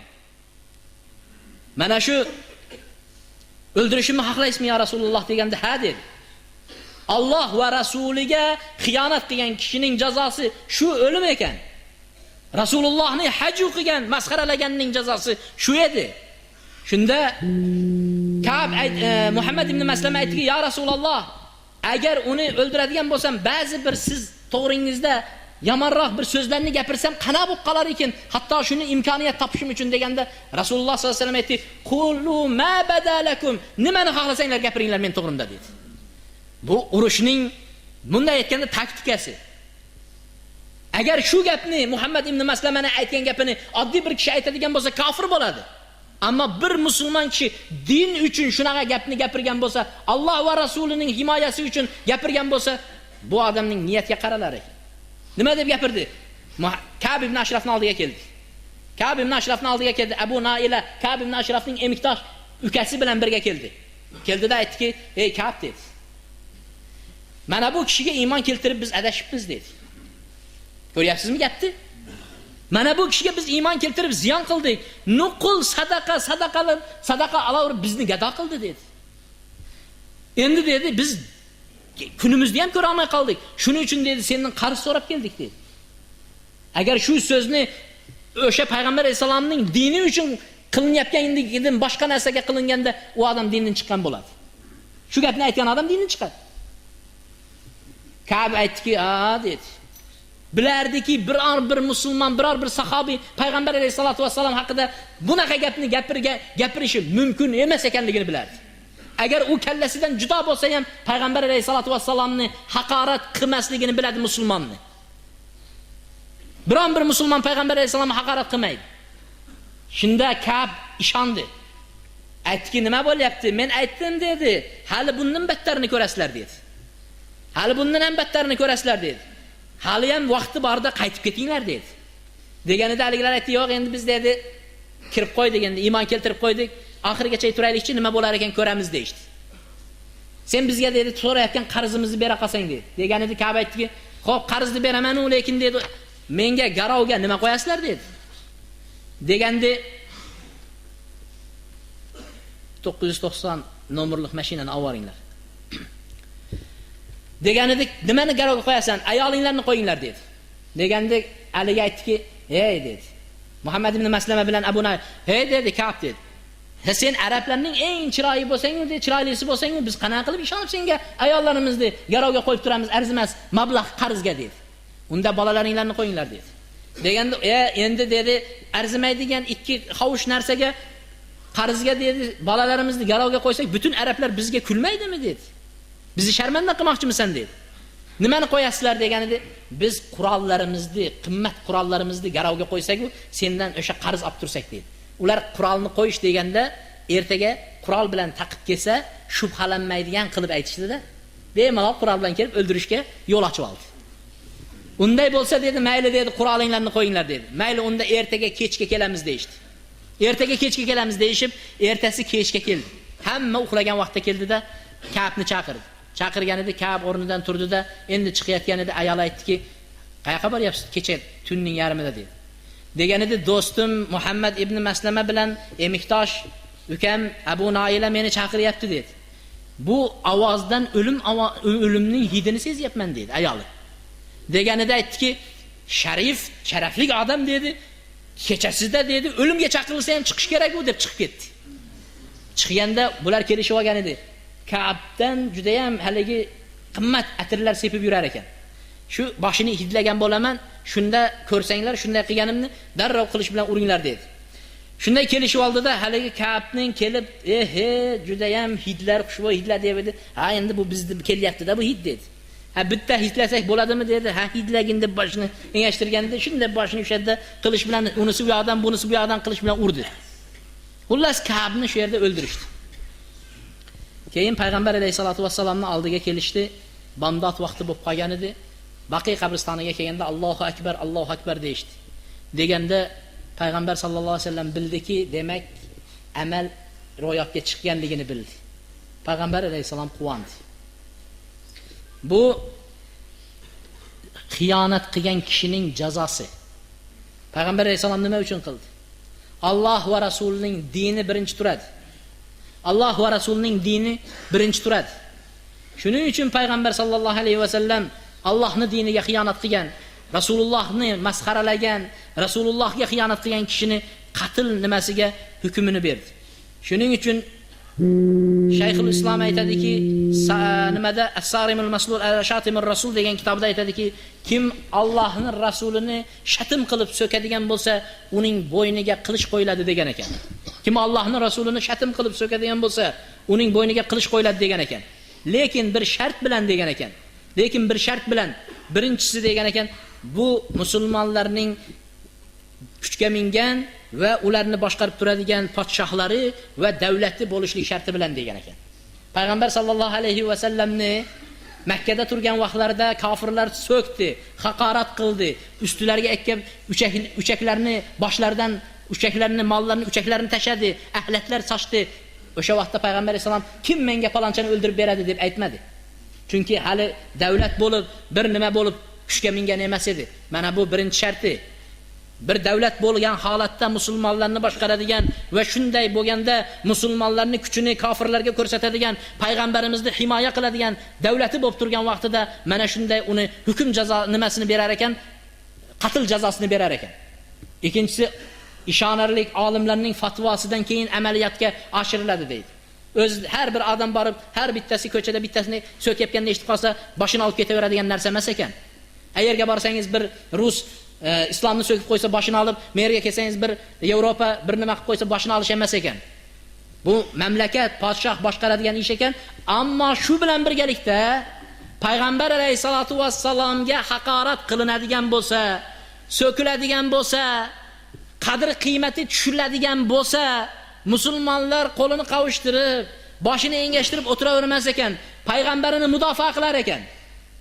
Payg'ambar alayhisolatu vassalom mudofaa qilishar ekan. Payg'ambar sallallohu alayhi va sallamni Alloh subhanahu va taolo juda ham ko'p o'rinlarda maqtadi. Sifatlarini aytasiz, payg'ambar alayhisalomni tanitasiz, yer yuziga, kofirlarga, mushriklarga, mulhidlarga tanitasiz. Bizning din payg'ambari, islom payg'ambari Muhammad alayhisalom qanaqa kishi bo'lgan ekanligini yetkazasiz. Nima deyapti?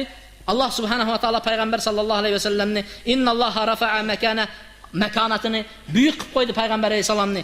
Va rafa'na laka zikrak. Ey payg'ambar, seni zikringni biz oliy qildik dedi, ko'tardik dedi. Payg'ambar alayhisolatu vassalomni Alloh taolo zikrini oliy qildi, ko'tardi payg'ambar alayhisalom zikrini. Alloh subhanahu va taolo butun innalloha va malaikatahu yusalluna alan nabi. Alloh va farishtalar, malaklar payg'ambarga salovat aytadi dedi. Alloh taolo bizning payg'ambarimiz Muhammad alayhisalomga salovat aytar ekan. Alloh subhanahu va taolo payg'ambarimizni aqllarini qanaqa juda ham dono ekanligini maqtadi. Alloh taolo payg'ambarimizni taqvoli ekanligini maqtadi. Alloh taolo payg'ambarimizni xulqi go'zal ekanligini maqtadi. Innaka la ala xuluqin azim. Siz go'zal xulq egasisiz dedi payg'ambar alayhisalomga. Payg'ambar alayhisalomga siz go'zal xulq egasisiz dedi. Biz payg'ambar sallallohu alayhi va sallamni haqorat qilingan vaqtda bir inson o'zining onasini, otasini haqorat qilgan kishini oldida qanday tutadi o'zini? Bizga payg'ambar sallallohu alayhi va sallam otamizdan, onamizdan, bolalarimizdan, farzandlarimizdan muhabbatli bo'lmaguncha mo'min musulmon bo'la olmaymiz. Payg'ambarimiz bizga otamizdan, onamizdan, butun jami musulmonlardan muhabbatli bo'lmaguncha, sevikli bo'lmaguncha musulmon bo'la olmaymiz biz.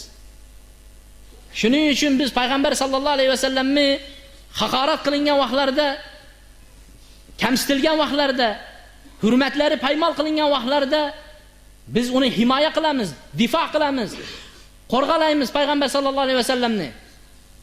Payg'ambar sallallohu alayhi va sallamni sahobalarning muhabbatini ko'ring payg'ambar alayhisalomga.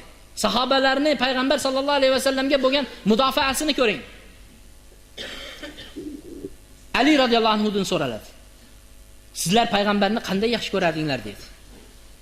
Payg'ambarning muhabbati sizlarda qanaqa edi degan edi. Ali radhiyallohu anhu aytibdi, "Vallohi payg'ambar alayhisalom bizga jonimizdan ham sevikli edi. Vallohi payg'ambar alayhisalom bizga ahlimizdan ham sevikli edi. Vallohi payg'ambar alayhisalom bizga farzandlarimizdan ham sevikli edi, onalarimizdan va otalarimizdan ham sevikli edi" dedi. Hatto bir kishi chanqab turgan bo'lsa, sahroda suv qanchalik unga sevikli bo'lsa, payg'ambar alayhisalom bizga undan ham ortiq sevikli edi dedi. Ali radhiyallohu anhu ning so'zi. Payg'ambar sallallohu alayhi va sallam Uhud jangidan qaytayotganda Bani Dinar qabilasidan bo'lgan bir ayol chiqdi. Yo'lga chiqdi. Sahobalar kelyapti Uhuddan, 70 tasi qatl qilingan sahobalardan. Shunda bir ayol chiqdi. Hali ayolni endi dadasi qatl qilingan, akasi qatl qilingan, dadasi qatl qilingan, akasi qatl qilingan, kuyovlari qatl qilingan. Shunda sahobalar sekin keldida hali ayolga qarab aytdiki, endi boshingiz ta'ziyangiz Alloh ulug' qilsin. Alloh go'zal, dadangiz qatl qilindi Uhudda deganida Rasulullohga nima bo'ldi dedi. Rasulullohga nima bo'ldi dedi. Akangiz qatl qilindi deganida Rasulullohga nima bo'ldi dedi. kuyovingiz qatl qilindi deganida Rasululloh sallallohu alayhi vasallamga nima bo'ldi dedi. Shunda Rasululloh sallallohu alayhi vasallam amondalar, yaxshi deganida menga ko'rsatinglar, ta Rasulullohni ko'ray dedi. Shunda payg'ambar alayhisalom tuyalarida kelayotgan edi, ana Rasululloh kelyaptilar dedi. Payg'ambar alayhisalom Uhudda chakalariga temir kirib ketgan edi, yuzlari qonab kelyapgan edi. Qon ahvolda kelayotganini ko'rganda hali ayol yig'lab turib aytdiki, "Kullu musibatin ba'daka jalal ya Rasululloh" dedi. Ya Rasululloh, ya Habibulloh, Allohning habibi, siz tirik ekansiz, boshqa musibatlar u kichkina arzimas musibat u dedi. Otasining vafoti, akasining vafoti, erining vafoti, payg'ambar alayhisalom tirik ekan, bular endi kichkina narsa-yu jalal dedi. Muhabbatni qarang, Ali ayolni payg'ambar alayhisalomga bo'lgan. Zayd ibn Sobit radhiyallohu anhu aytadiki, Uhud tugaganida jangda o'lganlar o'lib yotibdi, qirilganlar qirilib ketdi. Payg'ambar sallallohu alayhi vasallam aytdiki, kim menga Sa'd ibn Rabi'ani qaraydi dedi. Kim menga Sa'd ibn Rabi'ani qaraydi, ko'radi, qarab keladi dedi. Nima bo'pti ahvoli? Agar tirik topsanglar mendan salom aytinglar va so'ranglar. Rasululloh so'rayaptilar, o'zingizni qanday topyapsiz, qanday his qilyapsiz deb so'ranglar dedi. Shunda Zayd ibn Sobit o'liklarning ichini aylanib izlab ketyapsam dedi. Sa'd ibn Rabi'ni izlab ketyapsam, Sa'd ibn Rabi oxirgi nafaslarini olyapti. Deb oxirgi nafas. Shunda oldilariga borsam 70 ta jarohat tanasini 70 ta sanab chiqqan. 70 ta jarohat kesib tashagan deydi. Qilich, nayza, kamon, o'q 70 ta jarohat. Shunda ey Sa'd ibn Rabi, Rasululloh sallallohu alayhi vasallam sizga salom aytdilar va o'zingizni qanday his qilyapsiz, qanday o'zingizni topyapsiz deb so'radilar deganda Sa'd radhiyallohu anhu aytdiki, Rasulullohga mendan salom ayting dedi. Rasulullohga mendan salom ayting. Vallohi inni la ajidu raihatal janna duna Uhud dedi. Allohga qasamki men jannatning hidini Uhudning oldida topyapman dedi. Allohga qasamki men jannatning hidini Uhudning oldida topib turibman dedi. Keyin aytdiki, qul liqawmiyal ansar. Ansar qavmimga borib ayting dedi. Ansar qavmimga borib ayting. La uzra lakum indalloh in khalusa ila rasululloh va fikum aynun tatraf. Agar payg'ambar alayhissalomga Uhudda biror narsa yetadigan bo'lsa, payg'ambar alayhissalomga biror bir shikast yetadigan bo'lsa, sizlarning ko'zinglarda ochilib yopilib turibdi ko'zinglar, yo joninglar bor ekan, halquminglardan chiqmagan ekan, Ansar qavmimga ayting, payg'ambarga biror bir shikast yetsa uzr yo'q ularga Allohning oldida. Ularga Allohning oldida uzr yo'q ularga. Jonlaring bilan, mollaring bilan fido etgin, payg'ambar alayhisalomni himoya etgin dedi-da, ruhlari chiqib ketdi. Rasululloh sallallohu alayhi va sallamga aziyatlar kelar ekan vafotidan keyin. Mana Fransiyada karikatura qilib, suratlarini chizib, bir narsalar qilib, musulmonlarning ustiga yovlarni yog'dirar ekan. Hammamiz uyimizda xotirjam amonda yashab, bir marta payg'ambar alayhisalom haqida gapirmaydigan bo'lsak, la uzra lakum, uzr yo'q sizlarga. Alloh taoloning oldida uzr yo'q. Hozirgi kunimizda musulmonlardan birontasi minbarga chiqib gapirdimi? Lekin mana u Dmitriy degan xristian Rossiyani popi turib gapiryapti. Bu islomning payg'ambari, Svitoy Chelovek deb aytib turibdi u. Bu noto'g'ri narsa, buni karikatura qilishlik, buni masxara qilishlik harom deb bu xristianning popi gapiryapti, lekin bir musulmon gapiryaptimi? La uzra lakum indalloh. Allohning oldida uzr qolmaydi. Madomiki nafsimizda jonimiz bo'lib turib, Rasulullohni difo qilmas ekanmiz, himoya qilmas ekanmiz, bizni dinimiz unday emas, bizni payg'ambarimiz ularning tashvih qilayotgan qabih narsalardan pok, bari demas ekanmiz, Allohning oldida uzr qolmaydi bizga. Rasulullohning yonida yurgan sahobalar jonlarini fido qildi Rasululloh uchun. Biz Alloh va Rasulini yaxshi ko'ramiz deymiz, tilimizda qolishi kerakmi u narsa? قال النبي صلى الله عليه وسلم إن من أشد الناس أشد أمتي حبا لي أناس يأتون بعد يتمنى أحدهم لو رآني بنفسه. Meni ummatimdagi eng meni yaxshi ko'radiganlar shunday odamlar mendan keyin keladi ular dedi.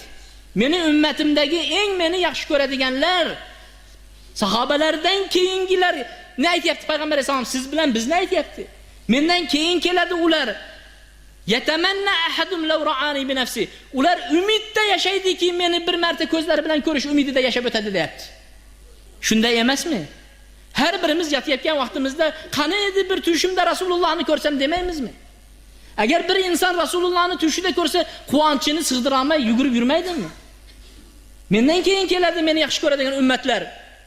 Ana ular bir marta bo'lsa ham meni ko'rsam deb arzu qiladi deyapti. Ertaga Rasululloh sollallohu alayhi vasallamning huzurlariga boradigan bo'lsak-da, Rasululloh aytsa, meni shunday masxaralashdi, meni shunday karikatura qilishdi, suratlarimni tashvih qilishdi, haqorat qilishdi. Sening mavqifing nima bo'ldi men to'g'rimda desa, nima deb javob beramiz? Payg'ambar sallallohu alayhi vasallam ashablariga qarab ishtaqtul ikhvani dedi. Men ikhvonlarimni, do'stlarimni sog'indim, do'stlarimga mushtaq bo'ldim dedi. Avalasna ikhvanaka ya Rasululloh. Ya Rasululloh biz sizni do'stlaringiz emasmizmi? Biz sizni do'stlaringiz emasmizmi deganida yo'q sizlar meni ashoblarimsiz, sahobamsiz dedi. Mening do'stlarim ular menga iymon keltirdi, meni tasdiqlashdi, menga ergashishdi, meni ko'rmay turib shu ishlarni qilishdi dedi. Mening do'stlarim menga iymon keltirdi, tasdiqladi, ko'rmay turib menga iymon keltirishdi dedi. Abdurrahman ibn Avf Badr g'azotida turganimda o'ng tarafimdan bir top yosh bola, chap tomonimdan bir yosh bola oyog'imni chimdalab, "Ey amaki, Abu Jahlni menga ko'rsatib qo'ying" dedi. Nima qilasan degan edi. Bu habis Alloh va rasuli, Allohning rasulini azor yetkizib, yasubbu va yashtum so'kayotganligini eshitdim. Agar ko'radigan bo'lsam, uni soyasini soyam uzmaydi, hatto uni o'ldirmagunimcha dedi. Shunchalik darajada sahobalarning bolalari mana shunaqa payg'ambar sallallohu alayhi vasallam uchun jonini, nafsini fido qiladigan kishilar edi. Ibn Hajar Dural al-Kamina degan kitobda keltiradi. Bir to'da jamoati nasoralarning to'dalarining bir to'dasi Mo'g'ullardan bir podshohini xristian diniga kirgizgan edi. Shuning o'tkazgan hafla to'yiga qatnashishga borishdi. Va shu to'yda bazmda turganda bir nasroniy turib payg'ambar alayhisalomni haqoratlab ketdi, gapirib. Shunda boylanib turgan ov iti haligi nasroniyga changal solib, nasroniyni tishlab, qo'llarini yulib oladigan darajada bo'ldi. Arang zo'rg'a ajratdik deydi. Shunda haligiga qarab turib, seni aytgan gapingni itam yoqtirmadi, qaragin deganida, yo'q, bu o'zi itning pelida dedi-da, yana Rasululloh sollallohu alayhi vasallamni haqorat qilishlikka kirishgan edi. Haligi it zanjirlarini uzib kelib, palqumiga yopishganicha itni o'ldirishdi ham, haligini ham o'ldirib jonini berdi. It Rasululloh sollallohu alayhi vasallam uchun rashk qilsa, g'azab qilsa, it Rasululloh uchun g'azab qilsa, nahotki musulmonlar o'zlarining otalaridan ham ulug' bo'lgan, onalaridan ham ulug' bo'lgan payg'ambar sallallohu alayhi vasallam uchun o'ylanib ham ko'rmaydi. Nima bo'lyapti bu demaydi.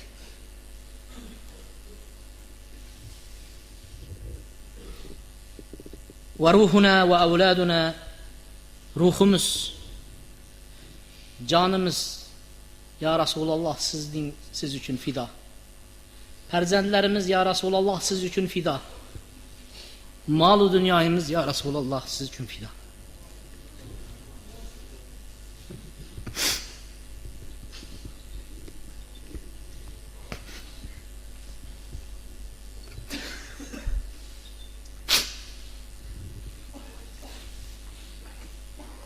إن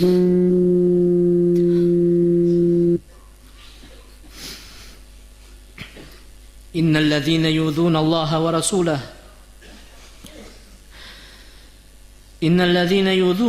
ورسوله لعنهم الله في الدنيا والآخرة وأعد لهم عذابا مهينا. Allohga aziyat yetkazganlar, Rasulullohga aziyat yetkazganlar, Allohga aziyat yetkazganlar Rasulullahga aziyat yetkizganlarni Alloh taolo dunyo oxiratda la'natladi. Allohga aziyat yetkizganlarni, Rasulullohga aziyat yetkizganlarni Alloh taolo dunyo va oxiratda la'natladi. Alloh taolo ularga xor etuvchi azoblarni tayyorlab qo'ydi. Alloh taolo ularga xor etguvchi azoblarni tayyorlab qo'ydi. Alloh taolo payg'ambariga aytadi: "Fasta bima tu'mar wa aridanil mushrikin."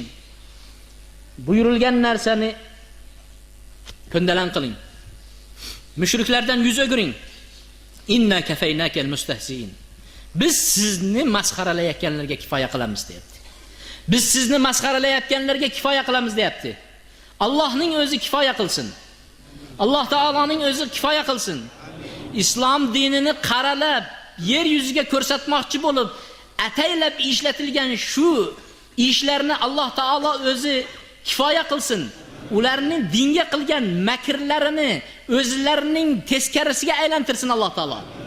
Alloh taolo hali ham bu dinni yomonlab ko'rsatmoqchi bo'lib ishlangan Fransiyadagi bu voqeani o'zlari ataylab ishlashdi va o'zlari ataylab terroristni tayyorlashdi.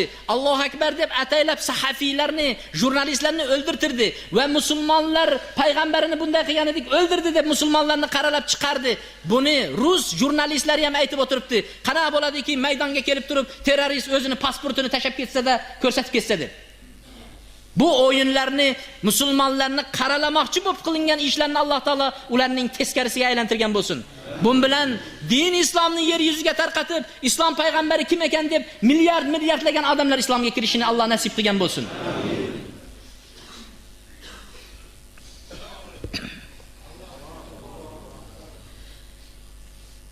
Amerikada deydi bir musulmon bir itni bir qizchaga tashlanganligini ko'rib qoldi deydi. Bir musulmon bir itni bir qizchaga tashlanganligini ko'rib qoldida darrov itni qutqazmoqchi bo'lib, itni bir urganida it o'lib qoldi deydi. Eshityapsizlarmi? Shunda gazetada shunday chiqibdi, yozibdi deydi.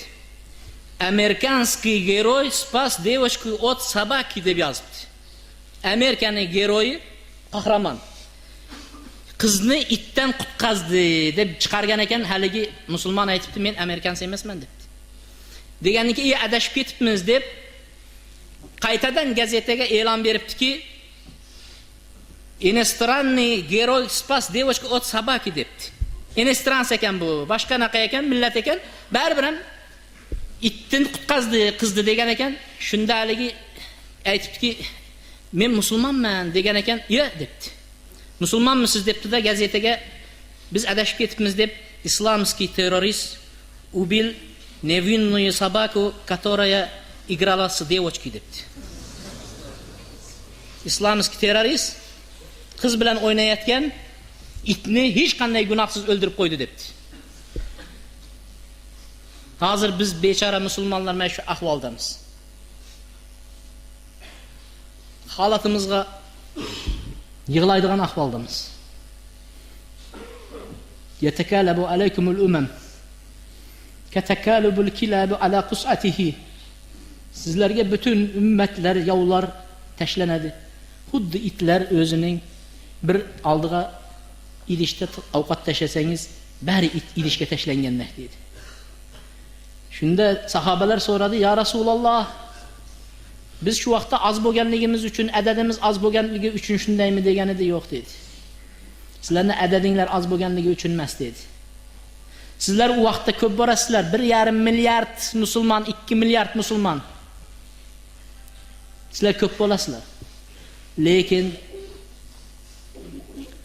sizlar dedi, qalbinglarga dunyoni muhabbat kirib ketadi va o'limni yomon ko'rishlik paydo bo'ladi dedi. Sizlarning qalbinglarga qalbinglarni vahn egallaydi dedi. "Va mal vahn ya Rasululloh? Vahn nimadir ya Rasululloh?" deganda, shu dunyoni muhabbat kirib ketadi, nimani nima qilmaysizlar deyapti, o'limni yomon ko'rishlik paydo bo'ladi dedi. Rus jurnalisti kechagi Fransiyada bo'lgan voqeani va undan boshqalarini ham mana ko'ringlar. Musulmonlarga aloqasi yo'q narsa. O'zlari yasab, o'zlari ishlab, o'zlari qilayotgan ish bu. Hurriyat-i ta'bir nima uchun jurnalistni o'ldiradi? Hur inson ta'bir qiladi, xohlasa payg'ambarni ta'bir qilib chizadi, xohlasa boshqani ta'bir qilib chizadi, xohlasa mana bu bir insonni ta'bir qilib chizadi. Bu hurriyat deyapti. Rus jurnalisti aytadi, hurriyat bo'lsa deydi. Charlie Hebdo basmaxonasi, hozirgi kundagi Charlie Hebdo basmaxonaya shunda bo'ldimi? Charlie Hebdo basmaxonasi deydi, bundan 1108-yillar vallohu alam shu vaqtda deydi Fransiyaning prezidentining o'g'li Jean Sarkozini Jean Sarkozini karikatura qilib chiqardi deydi. Fransiyaning prezidentining o'g'lini karikatura qilib chiqargan edi. Shunda butun nima turdida prezidentlar hammasi turib muhokama qilib olib borib haligini sotlab, xuddi mana shu Charlie nimanikini, Hebdonikini, Charlie Hebdoni muharririni, jurnalistini sotlab Fransiyadan haydab qo'yib chiqardi deydi. Nimaga Fransiyaning prezidentining o'g'lini shunday qilinsa unga hukm hurriyat ta'biri ishlatilmaydi-da, butun yer yuzidagi 2 milliard musulmonni, 1,5 milliard musulmonning payg'ambari, sevgilisi, habibi, Mustafosi, qurrati ayn, ko'zimizni quvonchi bo'lgan payg'ambarimizni masara qilinsa bu hurriyat ta'bir deb indamay o'tiradi. Bu meni gapim emas. Bu ana shu dinsiz ruslarning aytayotgan so'zlari shu. Islomga aloqasi bo'lmagan ruslarning aytayotgan so'zlari. Alloh rozi bo'lsin prezidentimizdan. Mana shu o'qishda yurgan vaqtimizda studentlar bilan uchrashuv o'tkazdik. Studentlar bilan uchrashuv o'tkazganida birma-bir qo'l berib ko'rishib bizga qarab aytdiki, sizlar dinni mustahkam o'qinglar dedi. Va bizni dinimizni ertaga kuni botil qilib xalqqa ko'rsatayotgan boshqa dinlarni oldida bunda aytganda sharmanda qilib pozor qilib qo'ymanglar dedi. Shunchalik o'rganib boringlar dinimizni, sizlar haqiqiy dinimizni sizlar yetkazasizlar, ularga tushuntirasizlar degan kuni mana bugunga keldi mana. Mana shu o'qib kelib, endi mana shularning botilini bizni prezidentimiz aytganday, biz ham endi uni botil ekanini aytib turibmiz. Alloh subhanahu va taolo dinimizni rivojini bersin. Dinimizni masxara qilayotgan Yahudu nasoralar yoki bo'lmasa din dushmanlarini Alloh subhanahu va taolo yuzini yuztapan qilgan bo'lsin. Vallahi thumma vallahi bu dinimizni Qozog'istondagi har bir payg'ambarimizni, Qozog'istondagi har bir hatto prezidentimizdan keyingi o'rinda o'tirgan ministerlarimiz va undan keyin har bir mahkamalardagi va har bir hokimiyatlarimiz hammasi o'zini musulmonman deb da'vo qilgan har bir mo'min kishi prezidentimizni yaxshi ko'radi. Vallohi yaxshi ko'radi. Yaxshi ko'rar ekan, mana bu narsani biz ham yaxshi ko'rganligimizdan aytyapmiz. Alloh subhanahu va taolo har bir musulmonning qalbida payg'ambarga bo'lgan muhabbatni ziyoda qilsin va Alloh subhanahu va taolo otamizdan, onamizdan, ruhimizdan, jonimizdan ham ortiq ko'rishlikni Alloh taolo har birimizga solgan bo'lsin. Uylarimizda bolalarimizga va har bir insonga yetkazaylikki, payg'ambarimiz qanaqa zot bo'lgan ekanligini. Bu gapimiz chiqinglar payg'ambarni himoya qilish uchun urushinglar degan gap emas, yaxshi tushuninglar. Lekin payg'ambar sallallohu alayhi vasallamga salovatni ko'paytiringlar. O'tirganingizda, yurganingizda, majlisda, xudoyida, to'yda, qarindoshlaringizni uylarini aralab yurib payg'ambar alayhisolatu vassalom to'g'risida gapiringlar. Payg'ambar alayhisolatu vassalomga Muhammad sallallohu alayhi vasallam habibimiz, ko'zimizni quvonchi, sizga bizning ruhimiz fido degan bir varaq bo'lsa ham, 2 varaq bo'lsa ham maqola yozib gazetlarga beringlar. Televizorlarga chiqishga imkoni bo'lganlar televizorlarda chiqib bizni payg'ambarimiz hatto musulmon emas, kofirlar bilan ham adolatli bo'lgan, go'zal xuluqli bo'lgan, saxovatli bo'lgan, qo'shnilarning haqlarini ado etadigan bo'lgan, omonatdor bo'lgan, amin degan ismlari bo'lgan deb turib gapiringlar. Mana shu bilan payg'ambar sallallohu alayhi vasallamni difo qilgan bo'lasiz. Ajab emaski, qiyomat kuni payg'ambar alayhisolamning oldiga borganda qarab yuz bilan uyatli holatda tirilmasak va mana shu narsani hujjat qilib, ya Rasululloh, vus'una ala ta'atina, kuchimiz kelganicha siz haqingizda yaxshi narsalarni xalqqa yetkazdik desak.